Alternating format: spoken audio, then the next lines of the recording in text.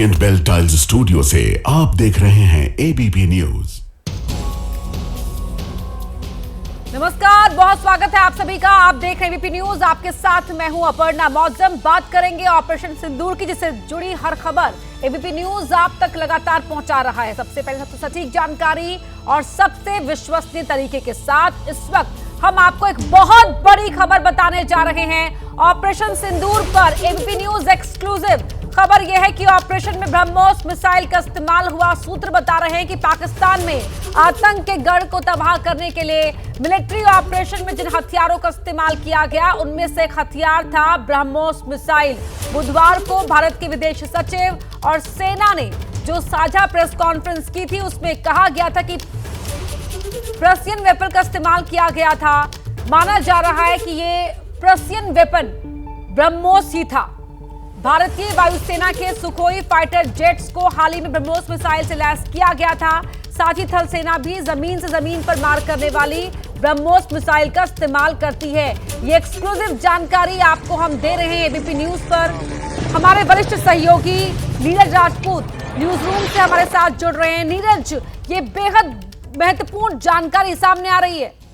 बिल्कुल अपर्णा, बिल्कुल ठीक कहा आपने। जो प्रेस कॉन्फ्रेंस कल हुई थी, उसमें प्रेसिशन वेपन्स का इस्तेमाल किया गया था। बताया गया था कि प्रेसिशन वेपन्स का इस्तेमाल किया गया पाकिस्तान में आतंक के गढ़ को तबाह करने के लिए। और उसमें हमने बताया था, कल ही बताया था कि रफाल फाइटर जेट से स्कैल्प मिसाइल का इस्तेमाल किया गया था फ्रांस की। लेकिन अब जो जानकारी मिल पाई है, उसके मुताबिक भारत ने अपने प्राइम स्ट्राइक वेपन, जो सबसे महत्वपूर्ण वेपन हथियार है भारत का, ब्रह्मोस सुपरसोनिक क्रूज मिसाइल, उसका इस्तेमाल किया इन आतंकियों के गढ़ को ध्वस्त करने के लिए। और हमें पता है कि जो ब्रह्मोस मिसाइल है वो ऐसा वेपन है जो हमारी देश की तीनों सेना, यानी कि थल सेना, वायुसेना, नौसेना, तीनों इस्तेमाल करती हैं। और ये दुनिया की एकमात्र ऐसी सुपरसोनिक क्रूज मिसाइल है जिसको दुनिया की कोई भी दुश्मन का कोई भी जो रडार है, ना ही कोई उसकी एयर डिफेंस पिस्टल है, उसको रोक सकता है। इसीलिए अब जो जानकारी मिल पाई है, उसके मुताबिक स्कैल्प मिसाइल के साथ साथ, रफाल के साथ साथ इस ब्रह्मोस मिसाइल का इस्तेमाल भी किया गया। और जानकारी यही मिल रही है कि इसको सुखोई फाइटर जेट, जो कि भारत के पास रशिया के जो सुखोई फाइटर जेट्स हैं, उनको हाल ही में इस ब्रह्मोस मिसाइल से इंटीग्रेट किया गया था, लैस किया गया था। इसका मतलब यह है कि इन जो हमने कल जो हमने देखा कि कितनी बड़ी तबाही जो थी जैश ए मोहम्मद के भावलपुर स्थित जो हेडक्वार्टर में की गई थी, वो इसी का नतीजा था कि ब्रह्मोस मिसाइल को दागा गया था इन आतंक के गढ़ को तबाह करने के लिए मुरीद के में, और साथ ही जैश ए मोहम्मद के भावलपुर हेडक्वार्टर में। तो प्रिसिशन अटैक यहां पर किया गया था, ब्रह्मोस मिसाइल का इस्तेमाल। नीरज जानकारी दे रहे थे आप, बहुत धन्यवाद आपका इस पूरी बातचीत के लिए। पाकिस्तान में आतंकियों के ठिकानों के उपग्रह की तस्वीरें आई सामने। हमले से पहले और बाद की तस्वीरों में साफ दिखाई दे रहे मिसाइल अटैक के निशान।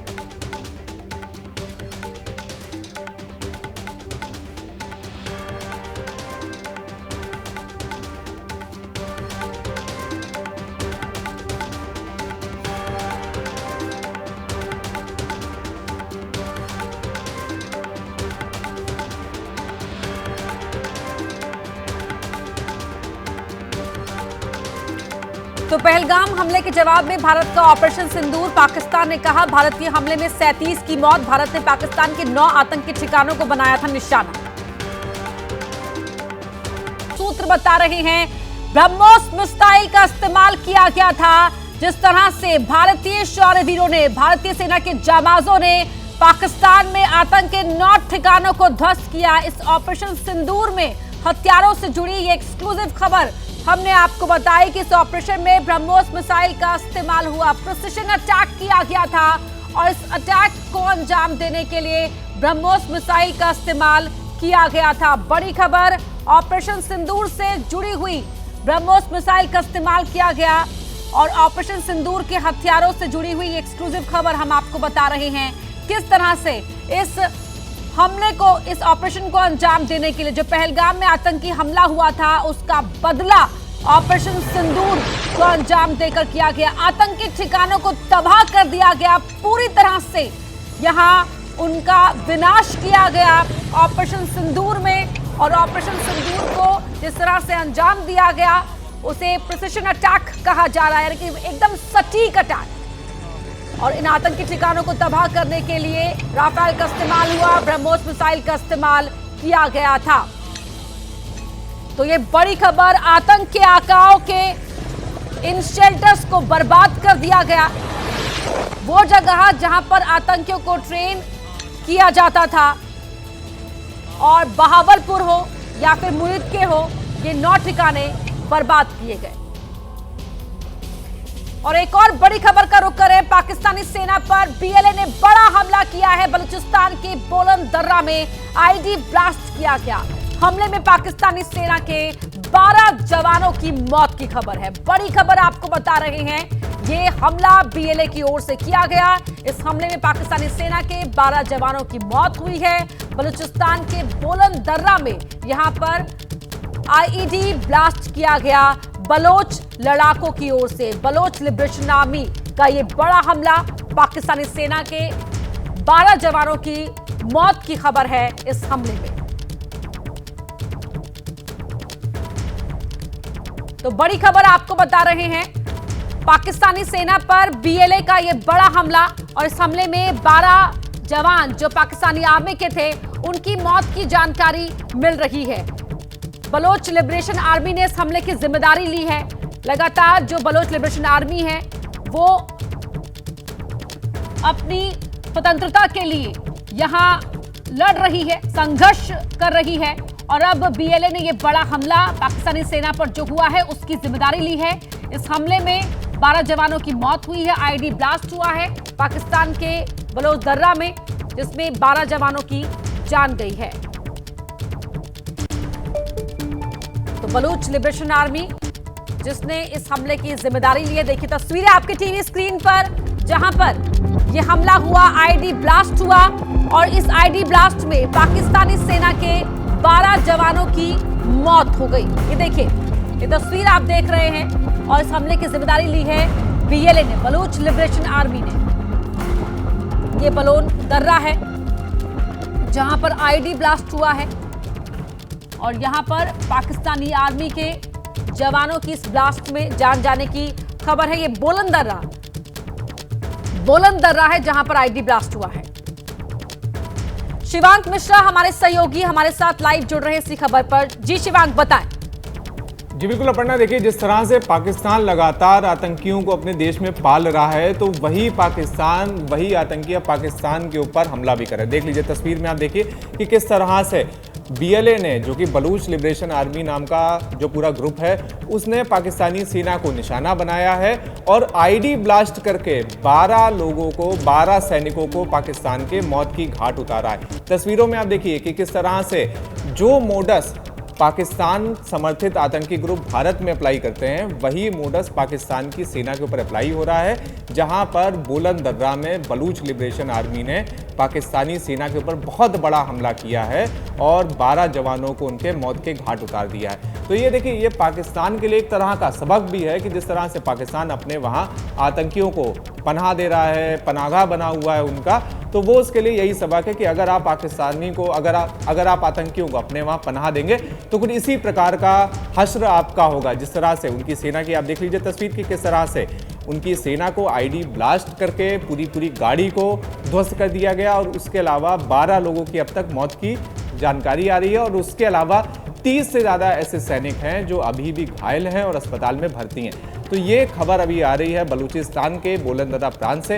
हालांकि देखिए, जिस तरह से पाकिस्तान की जो पूरी सरकार है, सेना है, वो बलूच लिबरेशन आर्मी को आतंकी मानती है, लेकिन बलूच लिबरेशन आर्मी खुद को स्वतंत्रता संग्राम सेनानी मानते हैं, और उनका ये दावा है कि वो बलूचिस्तान की आज़ादी के लिए लड़ाई लड़ रहे हैं। तो आप ये जो हम लोग को तस्वीर भी सीधे लगातार सामने दिख रही है कि किस तरह से इस गाड़ी के अंदर पाकिस्तान की जो सेना के जो अफसर थे, जो सैनिक थे, वो पार कर रहे थे बलूचिस्तान में बोलन दर्रा को, और ऊपर से आप देखिए पहाड़ी इलाका है ये, तो वहीं पर घात लगाए बैठे थे बीएलए के जवान, जिन्होंने आईडी ब्लास्ट में 12 जवानों को पाकिस्तानी सेना के मौत के घाट उतार दिया। तो ये इस वक्त की सबसे बड़ी खबर पाकिस्तान के बलूचिस्तान प्रांत से आ रही है, जहां पर आईडी ब्लास्ट में पाकिस्तान के ये देखिए इस तरह से आईडी ब्लास्ट हुआ, जिसमें 12 जवानों के परखच्चे उड़ गए और 20 से ज़्यादा जवानों के घायल होने की अभी तक सूचना मिल रही है, जो कि अस्पताल में भर्ती हैं। तो ये आप देखिए, ये किस तरह से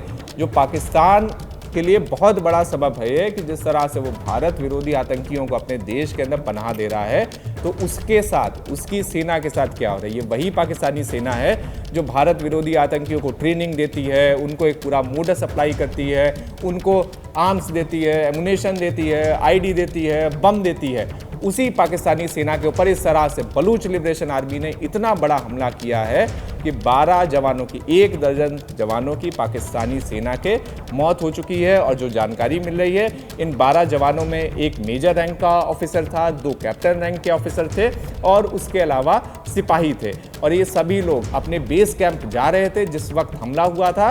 और हमले में इन सभी लोगों की, ये जो 12 जवान अब हम लोग को स्क्रीन के ऊपर भी दिखाई दे रहे हैं कि जिस तरह से ये जो गाड़ी जा रही है, इसी गाड़ी के अंदर ये 12 जवान थे जिनके आईडी ब्लास्ट में परखच्चे उड़ गए और उनकी मौत हो गई। जी बिल्कुल शिवांक, आप बने रहिए हमारे साथ। तस्वीरें देखिए, ये बेहद खास तस्वीरें हो जाती हैं। जैसे शिवांक ने कहा कि पाकिस्तान जो अपनी सरजमी पर आतंकियों को पालता है, भारत में दहशतगर्दी को अंजाम देने के लिए उसमें उसकी सरजमी के अंदर किस तरह से हमला ये बीएलए की ओर से हुआ है, वो तस्वीरें। और एक और बड़ी खबर, ऑपरेशन सिंदूर के बाद पाकिस्तान में खौफ बरकरार है।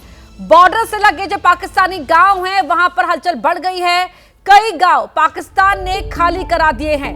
बड़ी खबर, पाकिस्तान में दहशत है, पाकिस्तान में खौफ पसरा हुआ है कि भारत की ओर से कहीं एक और ऑपरेशन को अंजाम ना दे दिया जाए। और इसीलिए जो तमाम वो गांव जो बॉर्डर से लगते हैं, हिंदुस्तान पाकिस्तान बॉर्डर से लगे हुए गांवों को खाली करा दिया गया है। वहां देखिए किस तरह से हलचल बढ़ी हुई है कि लोग अपने जो घर को छोड़कर वहां जा रहे हैं, उन्हें कहा गया है कि वो जल्दी से जल्दी इस जगह को खाली कर दे, खोल दे, उन गांवों को खाली कर दे।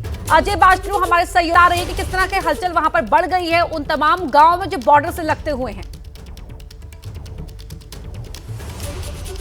जी बिल्कुल अपर्णा, देखिए जिस तरह से भारत ने ऑपरेशन सिंदूर को अंजाम दिया और पाकिस्तान में जो है प्रिसाइज टारगेटिंग की है उन इलाकों की, उन जगहों की जहां पर आतंकी या आतंकियों के ठिकाने थे, इसके बाद पाकिस्तान बौखलाया और जम्मू के पुंछ में जो है वो सिविलियन पॉपुलेशन को टारगेट किया कल पाकिस्तान ने। उसके बाद पाकिस्तान भारत की जवाबी कार्रवाई से इतना डर गया था, क्योंकि जिस तरह से पाकिस्तान ने सिविलियन इलाकों को टारगेट किया था तो पाकिस्तान को यह भी सता रहा था कि कहीं भारत इस तरह की कार्यवाही उनके सिविलियन एरियाज में ना करे। इससे पाकिस्तान काफी डरा हुआ था। पाकिस्तान ने जम्मू की अगर बात करूं तो जम्मू में पाकिस्तान से अंतर्राष्ट्रीय सीमा से सटे सियालकोट और लाइन ऑफ कंट्रोल से सटे छंब सेक्टर में दर्जनों सीमा से सटे हुए गांव जो हैं वो कल ही खाली करा दिए गए कराए थे। और जो सीमा है वहां से करीब 5 से 6 किलोमीटर दूर इन गांव के लोगों को ले जाया गया था।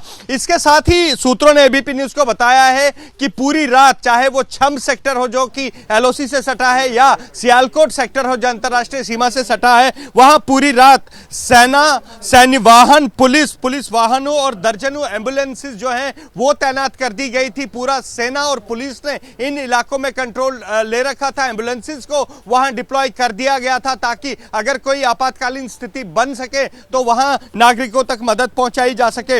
इसके साथ ही इन इलाकों में सभी पुलिस स्टेशन, सेना, सिविल डिफेंस और जो हॉस्पिटल थे उनको अलर्ट पर भी पाकिस्तान ने रखा था। इसके साथ ही इन इलाकों में न केवल डॉक्टर बल्कि नर्सिंग स्टाफ और पैरामेडिकल कर्मचारियों की भी छुट्टियां रद्द कर उन्हें रिपोर्ट करने के लिए कहा गया था। और साथ में यह भी हिदायत दी गई थी पाकिस्तान से कि इन इलाकों में न केवल नर्सिंग स्टाफ, न केवल डॉक्टर बल्कि जो जरूरी दवाइयां और ऑपरेशन थिएटर हैं वो भी अलर्ट पर रखे जाएं। तो इस तरह की कार्रवाई कल पाकिस्तान ने की थी। हालांकि भारत ने संयम बरता है और सिर्फ उन्हीं इलाकों को टारगेट किया है जहां पर आतंकी या आतंकियों के मददगार बैठे हो। लेकिन पाकिस्तान को डर इतना सता रहा है कि न केवल वो बॉर्डर के इलाके खाली करा रहा है बल्कि वहां दहशत में जी रहे लोगों की मदद के लिए अब वो इस तरह के कदम उठा रहा है ताकि वहां पर उन लोगों की थोड़ी सी सहानुभूति जो मिल पाए। लेकिन वहां लोग डरे हुए हैं, न केवल लोग डरे हैं बल्कि पाकिस्तान की पुलिस, पाकिस्तान की सेना सब डरे सहमे हैं। और जो सूत्र बताते हैं अपर्णा, उन्होंने ये कहा कि वहां पर न केवल आम लोगों की बल्कि पुलिस और सेना की भी ये एक स्लीपलेस नाइट थी, मतलब वो पूरी रात सो नहीं पाए हैं अपर्णा। बिल्कुल अजय, बहुत धन्यवाद आपका इस जानकारी। हिंदुस्तान के बदले के बाद पाकिस्तान विक्टिम कार्ड खेलने में जुट गया है, प्रोपेगेंडा में जुट गया है, ये दिखाने के लिए कि वो पाक साफ है, लेकिन उसकी पोल खोलने वाली तस्वीरें लगातार सामने आ रही है। पाकिस्तान आतंकियों की पनाहगाह है, ये साबित करने वाली तस्वीरों को देखिए। हाफिज अब्दुल रऊफ, लश्कर का टॉप कमांडर, यहां पर आपको दिखाई दे रहा है उस नमाज जनाजा में जहां पर आतंकियों की नमाज जनाजा किया गया, और यहां पर हाफिज अब्दुल रऊफ पहुंचा था, टॉप कमांडर है। और इस दौरान मुरिदके के फुटबॉल स्टेडियम में उसके पीछे सेना और पुलिस के अधिकारी भी मौजूद हैं। सब के सब लश्कर के आतंकियों के साथ खड़े नजर आ रहे हैं। ये तस्वीर बताती है पाकिस्तान का आतंक चरित्र। तो आतंकिस्तान का पर्दाफाश करने वाली पाकिस्तान दुनिया के सामने एक्सपोज हो गया है। उसकी सेना के अधिकारी यहां पर पीछे खड़े हैं लश्कर के टॉप कमांडर के। एक बार फिर से आपका स्वागत है। वक्त हो गया है 60 सेकंड में खबर का, लेकिन पहले रुक कर रहे हैं एक बड़ी खबर का। बड़ी खबर आपको बता दें, मुरिदके में लश्कर के हेडक्वार्टर पर हमले के बाद एक बड़ा खुलासा है, उससे जुड़ी हुई बड़ी जानकारी आपको बता रहे हैं। मुरिदके में लश्कर हेडक्वार्टर पर हमले के बाद का ये बड़ा खुलासा कि लश्कर के हेडक्वार्टर में चल रहा था एक सरकारी दफ्तर, पाकिस्तान प्रशासन से जुड़ा सरकारी दफ्तर लश्कर के हेडक्वार्टर में चल रहा था। भारतीय सेना की स्ट्राइक में लश्कर का ये पूरा हेडक्वार्टर तबाह हो गया। तस्वीरों में भी आप देख सकते हैं ये तबाही जो आपको नजर आ रही है। मुरिदके में लश्कर का ये हेडक्वार्टर जहां पर भारतीय सेना ने स्ट्राइक की, और ये जानकारी मिल रही है कि यहां पर एक सरकारी दफ्तर भी चलाया जा रहा था। ये पाकिस्तानी प्रशासन जुड़ा सरकारी दफ्तर यहां पर लश्कर के हेडक्वार्टर में चलाया जा रहा था। बड़ी खबर, ये बड़ा खुलासा, तस्वीरें आपको दिखा रहे हैं एक्सक्लूसिव। लश्कर का ये हेडक्वार्टर मुरिदके में, जहां पर ये तबाही के निशान आपको दिखाई दे रहे हैं, मलबा ही मलबा। और भारतीय सेना की ओर से जो एक स्ट्राइक यहां पर की गई, उसके बाद ये पूरी इमारत जहां पर एक सरकारी दफ्तर भी चलाया जा रहा था, वो खंडहर में तब्दील हो गई। शिवांक हमारे सहयोगी हमारे साथ जुड़ गए हैं। शिवांक। जी बिल्कुल अपर्णा, देखिए जिस तरह से पाकिस्तान लगातार एक्सपोज हो रहा है, हम लोग सुबह से ही लगातार पाकिस्तान को दिखा रहे हैं कि पाकिस्तान खुद ब खुद इस पूरे भारत की स्ट्राइक के बाद एक्सपोज हुआ जा रहा है। अब यहाँ पर जब हम लोग तस्वीर देख रहे हैं लश्कर हेडक्वार्टर की, तो अब ये जानकारी मिल रही है कि यहाँ पर पाकिस्तान के पशुपालन विभाग का एक दफ्तर चल रहा था। तकरीबन 2 कमरों में यहाँ पर दफ्तर चला रहा था पशुपालन विभाग। और फिर जब इसकी हम लोगों ने और पड़ताल करी तो ये पता लगा कि साल 2018 में पाकिस्तान ने अंतर्राष्ट्रीय दबाव के कारण जमात-उद दावा और लश्कर की सभी प्रॉपर्टीज को सीज कर दिया था। अब दिखाने के लिए तो पूरी दुनिया को पाकिस्तान ने अपने एक तरह से प्रॉपर्टी सीज करी थी, लेकिन हुआ क्या कि 2 कमरों में इन्होंने अपना सरकारी दफ्तर बना दिया था, और बाकी के जितने कमरे थे उन्हें आतंकी कैंप के लिए रहने दिया था, जहां पर आतंकी आते थे, अपनी ट्रेनिंग करते थे। और उसके अलावा जो पूरी मीटिंगें हैं, भारत पर जो हमले की जो भी सारी बैठकें हैं, वो सारी बैठकें यहाँ पर होती थी, चाहे रैसी का हमला हो, चाहे कश्मीर में जो बीते 4 सालों से जितने भी पाकिस्तान ने बड़े बड़े हमले करे हैं।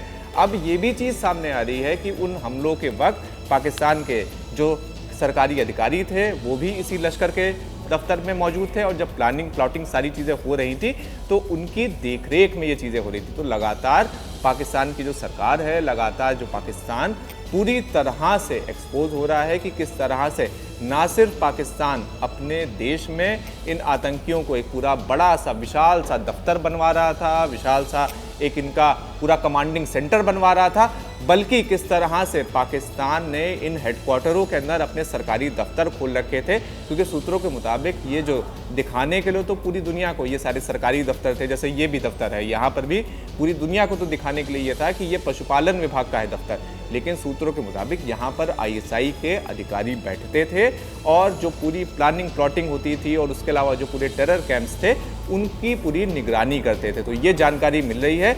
और उसकी देखिए हम लोग बीते 24 घंटे से लगातार तस्वीरें भी देख रहे हैं कि जिस तरह से लश्कर के जब आतंकी मर रहे हैं तो उनकी नमाज जनाजा में पाकिस्तानी सेना जा रही है, और हर ISI एक जा रही तस्वीर है। यहाँ पाकिस्तान को दुनिया के सामने बेनकाब कर रही है। शिवांग, बहुत धन्यवाद आपका इस पूरी बातचीत के लिए। तो एबीपी न्यूज आपको लगातार ऑपरेशन सिंदूर से जुड़ी हर खबर सबसे पहले, सबसे सटीक और सबसे विश्वसनीय तरीके से आप तक पहुंचा रहा है। और अब हम आपको दिखाने जा रहे हैं पाकिस्तान में हिंदुस्तान की स्ट्राइक के सैटेलाइट सबूत, जैश और लश्कर के हेडक्वार्टर में तबाही की एक्सक्लूसिव सैटेलाइट तस्वीर।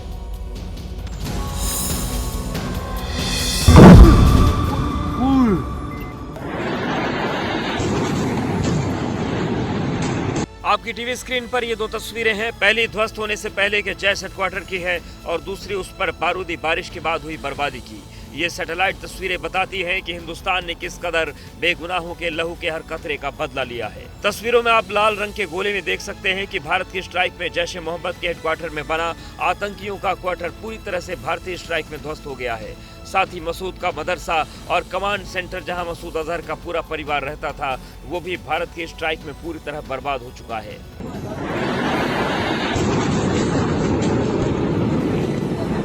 जैश के हेडक्वार्टर की ही तरह लश्कर के हेडक्वार्टर का भी अंजाम हुआ। मुरीदके में बने लश्कर का अड्डा सैटेलाइट तस्वीरों में ध्वस्त हुआ दिख रहा है। सूत्रों के मुताबिक बहावलपुर और मुरीदके में भारत द्वारा किए गए अटैक में इन दोनों आतंकी नेटवर्क से जुड़े 110 से ज्यादा लोगों की मौत हो चुकी है। भारत ने पहलगाम हमले का बदला ले लिया है। क्या आपको पता है कि पाकिस्तान पर इतने बड़े अटैक का पूरा प्लान कैसे फाइनल हुआ? पीएम मोदी ने कब उस पर मोहर लगाई और उसके बाद कितने घंटे के अंदर ऑपरेशन सिंदूर को अंजाम दिया गया? देखिए इनसाइड स्टोरी। भारतीय सेना ने 9 आतंकी अड्डों पर हमला बोला। आतंकियों के अड्डों को कब्रिस्तान बनाकर पाकिस्तान को उसकी जड़ों तक हिलाकर हमारे फाइटर जेट्स अपने एयरबेस पर लौट आए। ये सब संभव हुआ हमारी सेना के अदम्य साहस, शौर्य और फुल प्रूफ प्लानिंग से। एबीपी न्यूज को सूत्रों से जो जानकारी मिली है उसके मुताबिक 3 मई को साउथ ब्लॉक में एक गुप्त बैठक हुई। बैठक में तीनों सेना प्रमुख शामिल हुए। एनएसए अजित डोभाल ने तीनों सेनाओं के अफसरों की एक टीम चुनी और उसी दिन यानी 3 मई को अफसरों को साउथ ब्लॉक में ही क्वारंटीन कर दिया गया। किसी को न तो बाहर जाने की इजाजत थी और न ही परिवार या किसी और से कांटेक्ट करने की। इसके बाद RAW यानी रॉ ने एनएसए अजित डोभाल को पाकिस्तान के 21 टेरर कैंपों की लिस्ट दी। डोभाल की स्पेशल टीम ने इनमें से 9 कैंपों की पहचान की। 5 मई को जब एनएसए अजित डोभाल पीएम मोदी से मिले तो उन्होंने पूरा प्लान बताया और पीएम मोदी ने प्लान को मंजूरी दे दी। भारतीय जाबाजों ने ऑपरेशन सिंदूर के तहत पाकिस्तान के कब्जे वाले जम्मू कश्मीर में 5 कैंप्स को निशाना बनाया जो आतंकियों की पनाहगाह थे, उनके ट्रेनिंग सेंटर थे।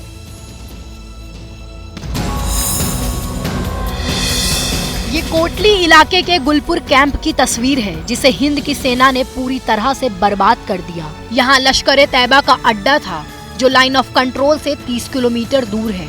इस अड्डे में छिपे आतंकवादी जम्मू कश्मीर के राजौरी और पुंछ में आतंकी वारदातों को अंजाम देते थे। नक्शे पर इस इलाके को देखिए। इसमें 13 नंबर वाला इलाका गुलपुर कैंप हुआ करता था जिसका अब नामो निशान मिट चुका है। LOC से 30 किलोमीटर दूर था, लश्कर-ए-तैयबा का बेस था। पाकिस्तान के अवैध कब्जे वाले जम्मू कश्मीर के कोटली इलाके में ही अब्बास कैंप है। लाइन ऑफ कंट्रोल से सिर्फ 13 किलोमीटर दूर इस कैंप को हमारी सेना ने पूरी तरह से तबाह कर दिया। यहीं पर लश्कर-ए-तैयबा के आत्मघाती हमलावर ट्रेनिंग लेते थे। नक्शे पर ये जो 14 नंबर वाला इलाका है यही कोटली का अब्बास कैंप है। यहाँ करीब 50 आतंकियों की जिहादी ट्रेनिंग का इंतजाम था जिसके चिथड़े हमारी सेना ने उड़ा दिए। प्रधानमंत्री मोदी ऑपरेशन सिंदूर के दौरान लगातार नजर बनाए हुए थे। ऑपरेशन सिंदूर जो कि करीब 25 मिनट चला।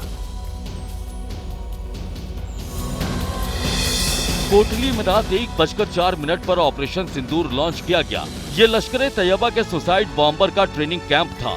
रात 1:06 से 1:10 तक भारतीय सेना ने मुरीद के लश्कर-ए-तैयबा के ठिकानों को उड़ाया। ये लश्कर का हेडक्वार्टर और बड़ा ट्रेनिंग कैंप है। रात 1:12 पर बहावलपुर में जैश ए मोहम्मद के प्राइमरी बेस को तबाह किया गया जहां जैश के आतंकी ऑपरेशन की प्लानिंग तैयार होती थी। रात 1:15 पर सियालकोट में आतंकियों के लॉजिस्टिक हब पर स्ट्राइक की गई।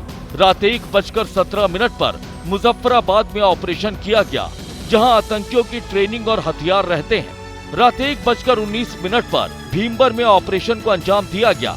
यह आतंकियों की ट्रेनिंग और भर्ती का अड्डा है। रात 1:22 पर चकअमरू में स्ट्राइक की गई। यह आतंकियों के घुसपैठ का लॉन्चिंग पैड है। रात 1:25 पर गुलपुर में ऑपरेशन सिंदूर को अंजाम दिया गया। ऑपरेशन सिंदूर की सफलता के बाद केंद्र सरकार ने आज सर्वदलीय बैठक बुलाई। सुबह 11 बजे से बैठक शुरू होगी। रक्षा मंत्री राजनाथ सिंह, गृह मंत्री अमित शाह के साथ केंद्रीय मंत्री किरेन रिजिजू भी इसमें हिस्सा लेंगे।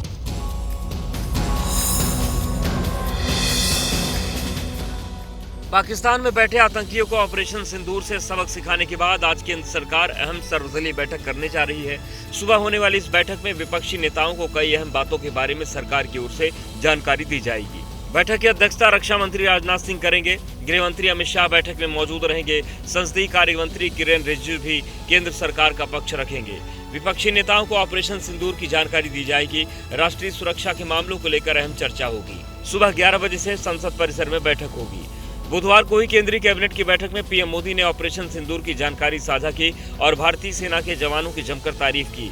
हालांकि आज होने वाली बैठक में पीएम मोदी शामिल होंगे या नहीं, यह भी साफ नहीं है, जिसे लेकर कांग्रेस ने पीएम मोदी के शामिल होने की मांग की है। हम उम्मीद करते हैं प्रधानमंत्री इस सर्वदलीय बैठक की अध्यक्षता करें और सभी पॉलिटिकल पार्टी से बातचीत करें, उनको विश्वास में लें, आगे क्या कदम उठाने हैं।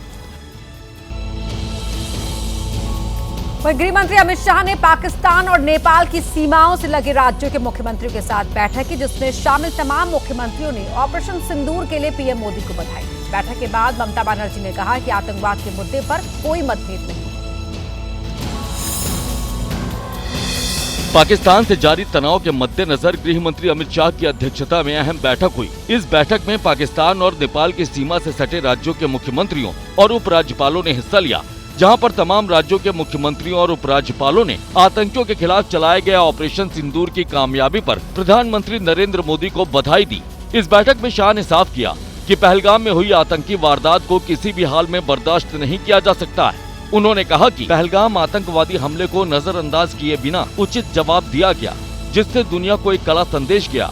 भारतीय सशस्त्र सेनाओं के इस हमले में आतंकी संगठनों के ट्रेनिंग सेंटर और हथियारों के ट्रेनिंग सेंटर के 60 ठिकानों को नष्ट किया गया। इस समय देश ने जो एकता दिखाई, उससे देशवासियों का मनोबल बढ़ा है। वहीं बैठक में शामिल पश्चिम बंगाल के सीएम ममता बनर्जी ने भी कहा कि आतंक के खिलाफ लड़ाई में वो सरकार के साथ हैं। टेररिज्मेर बिरुद्धे, सन्त्रासेर बिरुद्धे तारा काঁধে কাঁধ মিলিয়ে লড়াই করব। এই সময় আমাদের মধ্যে কোনো বিভেদ যেন না হয়। भारत के ऑपरेशन सिंदूर से तिलमिलाए पाकिस्तान की ओर से सीज फायर का उल्लंघन जारी है। लगातार सीमा पार से फायरिंग की जा रही है, तो वहीं भारतीय सेना की ओर से इसका मुंहतोड़ जवाब दिया जा रहा है।